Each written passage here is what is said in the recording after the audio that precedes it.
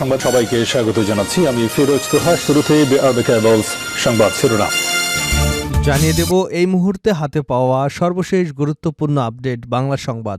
শুরুতেই থাকছে বাংলাদেশ একটা শীতল যুদ্ধে আছে, এনসিপির অংশ হচ্ছে না মাহফুজ। জুলাই গণঅভ্যুত্থানের সমসারী নেতা এবং পরের অন্তর্বর্তীকালীন সরকারের তথ্য উপদেষ্টা হওয়া মাহফুজ আলম বলেছেন, শুরু থেকে নাগরিক কমিটি এবং এনসিপি গঠনে তিনি সম্পৃক্ত থাকলেও তিনি এই এনসিপির অংশ হচ্ছেন না। এবারে জানাবো দুই অভিযুক্তের ভারতে পালানোর খবর অস্বীকার মেঘালয় পুলিশ ও বিএসএফের। ইনকিলাব মঞ্চের আহ্বায়ক শরীফ উসমান বিন হাদি হত্যাকাণ্ডে দুই অভিযুক্ত পালিয়ে ভারতে প্রবেশ করেছে বলে যে বাংলাদেশ পুলিশ দাবি করেছিল তা অস্বীকার করেছে ভারতীয় সীমান্তরক্ষী বাহিনী ও মেঘালয় পুলিশ সদর দপ্তর। জানাবো ৩০ আসন নিয়ে জামায়াতে গেল এনসিপি। জামায়াত ইসলামীর নির্বাচনী জোটে আনুষ্ঠানিকভাবে যোগ দিয়েছে গণঅভ্যুত্থান থেকে উঠে আসা তরুণদের দল জাতীয় নাগরিক পার্টি এনসিপি। দলটির নেতাদের একাংশের আপত্তির মুখে ৫ দিন আলোচনার পর রোববার জোটে যোগদানের ঘোষণা দেওয়া হয়। বিএনপি জোট থেকে বেরিয়ে আসা এলডিপিও নতুন জোটটিতে যোগ দিয়েছে। এবারে জানাবো পাকিস্তানে বাংলাদেশি রোগীর সংখ্যা বাড়ছে, জানুয়ারিতে ঢাকা করাচি ফ্লাইট চালুর আভাস। রোববার ঢাকার রাষ্ট্রীয় অতিথি ভবন যমুনায় অন্তর্বর্তী সরকারের প্রধান উপদেষ্টা অধ্যাপক ড মোহাম্মদ ইউনূসের সাথে সৌজন্য সাক্ষাৎ শেষে তিনি এ আশাবাদ ব্যক্ত করেন। জানিয়ে দেব তারেক রহমানের নেতৃত্বে বিএনপি ভালো কিছু করবে আশা জিএম কাদেরের। রোববার রংপুরে সাংবাদিকদের সঙ্গে কথা বলার সময় জিএম কাদের এ মন্তব্য করেন। তিনি বলেন, তারেক রহমান স্বদেশ প্রত্যাবর্তন নিশ্চয়ই আমরা ভালোভাবে দেখছি, তাকে স্বাগত জানিয়েছি। তাকে যে প্রক্রিয়ায় রাজনীতি থেকে বাদ দেওয়ার চেষ্টা করা হয়েছে তা ঠিক ছিল না। এবং সর্বশেষ জানাবো আন্তর্জাতিক সংবাদ। লাতাকিয়ায় বিক্ষোভে সহিংসতা, বহু হতাহত। সিরিয়ার উপকূলীয় শহর লাতাকিয়ায় বিক্ষোভ চলাকালে সহিংসতায় ৩ জন নিহত এবং অন্তত ৬০ জন আহত হয়েছেন। রোববার এ তথ্য জানিয়েছে দেশটির কর্তৃপক্ষ।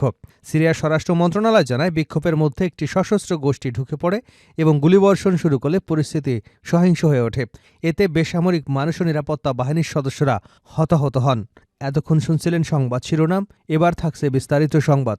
প্রিয় দর্শক, আপনি যদি এই চ্যানেলে নতুন হয়ে থাকেন, ভিডিওটি দেখতে দেখতে চ্যানেলটি সাবস্ক্রাইব করে আমাদের সঙ্গে থাকুন। আর এই ভিডিও সম্পর্কে আপনি আপনার মূল্যবান মতামতটি কমেন্ট বক্সে জানিয়ে দিন। আর হ্যাঁ প্রিয় দর্শক, জানিয়ে দিন ভিডিওটি কোন জেলা থেকে দেখছেন। বাংলাদেশ একটা শীতল যুদ্ধে আছে, এনসিপির অংশ হচ্ছে না মাহফুজ। জুলাই গণঅভ্যুত্থানের সম্মুখ সারির নেতা এবং পরের অন্তর্বর্তীকালীন সরকারের তথ্য উপদেষ্টা মাহফুজ আলম বলেছেন, শুরু থেকেই নাগরিক কমিটি এবং এনসিপি গঠনে তিনি সম্পৃক্ত থাকলেও তিনি এই এনসিপির অংশ হচ্ছেন না। তিনি এ মাসেই তফসিল ঘোষণার আগে সরকার থেকে পদত্যাগ করেছেন। পদত্যাগের পরে তিনি কোনো রাজনৈতিক দলে যোগ দেননি। তবে উপদেষ্টা পরিষদ ছাড়ার পর তিনি এনসিপি থেকে প্রার্থী হবেন কিনা তা নিয়ে আলোচনা চলছিল। রোববার ফেসবুকে দেওয়া এক পোস্টে মাহফুজ আলম লিখেছেন, নাগরিক কমিটি ও এনসিপি জুলাইয়ের সম্মুখ সারির নেতৃত্বে সংগঠিত হয়েছিল। এ দুটি সংগঠনে আমরা জুলাই সহযোদ্ধারা থাকায় গত ১.৫ বছর আমি চাহিবামাত্র তাদের পরামর্শ, নির্দেশনা এবং পলিসিগত জায়গায় সহযোগিতা করেছি।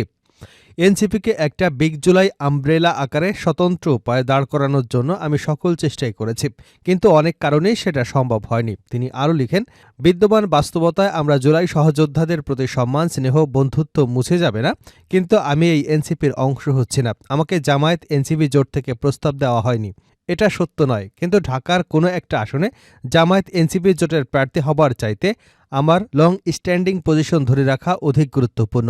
নিজের অবস্থান ব্যাখ্যা করতে গিয়ে মাহফুজ আলম বলেছেন, ইতিহাসের এই চলতি পর্বে বাংলাদেশে একটা শীতল যুদ্ধে আছে। এ পর্বে কোনো পক্ষ না নিয়ে নিজেদের বক্তব্য এবং নীতিতে অটল থাকাই শ্রেয়।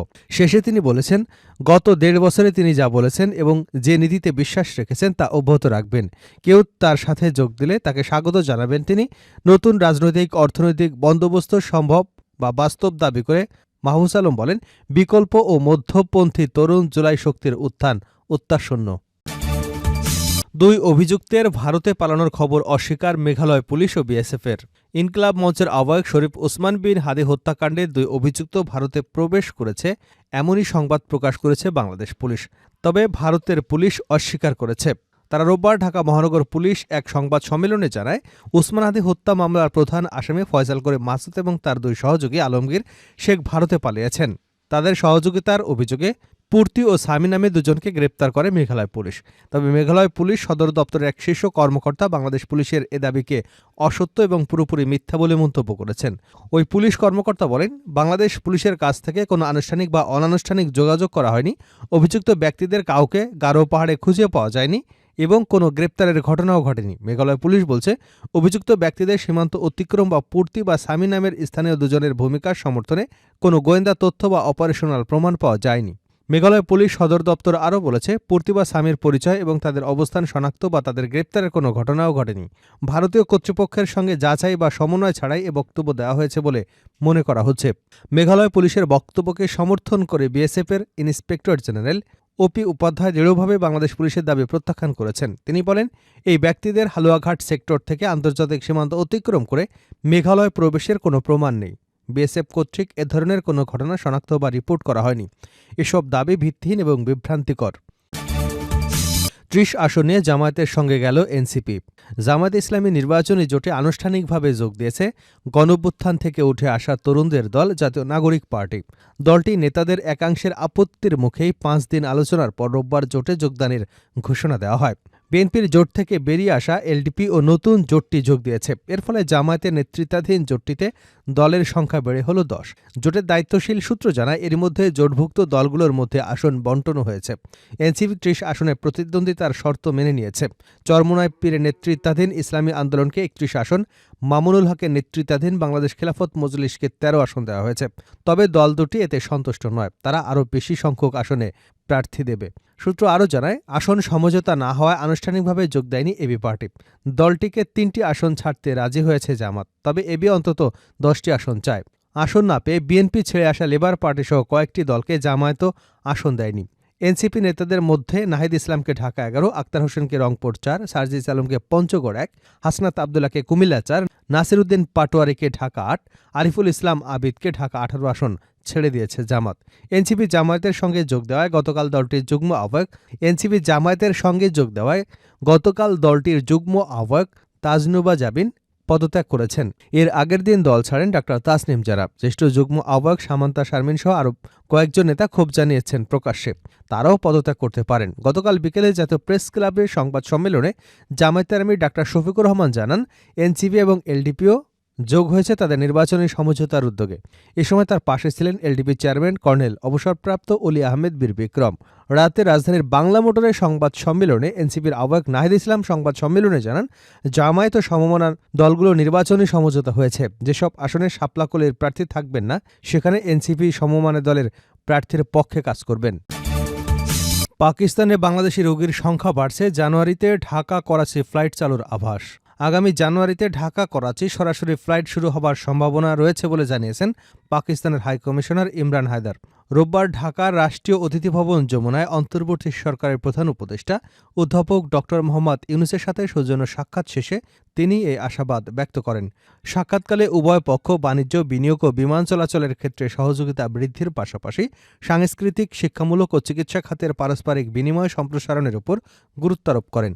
এর মাধ্যমে দুই দক্ষিণ এশীয় দেশের দ্বিপক্ষীয় সম্পর্ক আরও মজবুত করার উপর নিয়ে আলোচনা হয়েছে। পাকিস্তানের হাইকমিশনার জানায়, গত বছরের তুলনায় দ্বিপক্ষীয় বাণিজ্যে ২০% বৃদ্ধি হয়েছে এবং উভয় দেশের ব্যবসায়ীরা নতুন বিনিয়োগের সুযোগের অনুসন্ধান করছেন। তিনি আরও বলেন, সাংস্কৃতিক বিনিময় উল্লেখযোগ্যভাবে বৃদ্ধি পেয়েছে। বিশেষ করে বাংলাদেশের শিক্ষার্থীরা পাকিস্তানের উচ্চশিক্ষার সুযোগে আগ্রহী, বিশেষত চিকিৎসা বিজ্ঞান, ন্যানোটেকনোলজি এবং কৃত্রিম বুদ্ধিমত্তার ক্ষেত্রে। শিক্ষা ও চিকিৎসা খাতে সহযোগিতা সম্প্রসারণের প্রসঙ্গে হাইকমিশনার জানান, পাকিস্তানে লিভার ও কিডনি ট্রান্সপ্লান্টের জন্য রোগীর সংখ্যা বৃদ্ধি পেয়েছে এবং দেশটির ট্রান্সপ্লান্টেশন সম্পর্কিত চিকিৎসা ক্ষেত্রে প্রশিক্ষণ ও একাডেমিক সুযোগ প্রদানে প্রস্তুত। প্রধান উপদেষ্টা প্রফেসর ড. ইউনূস দুদেশের মধ্যে বাড়তে থাকা যোগাযোগকে স্বাগত জানান। তিনি জোর দিয়ে বলেন যে, সফর, সাংস্কৃতিক, শিক্ষামূলক সহযোগিতা বৃদ্ধি এবং জনগণ পর্যায়ে যোগাযোগ বাড়ানো গুরুত্বপূর্ণ, বিশেষত সার্ক সদস্য দেশগুলোর মধ্যে সাফল্য অর্জনের জন্য।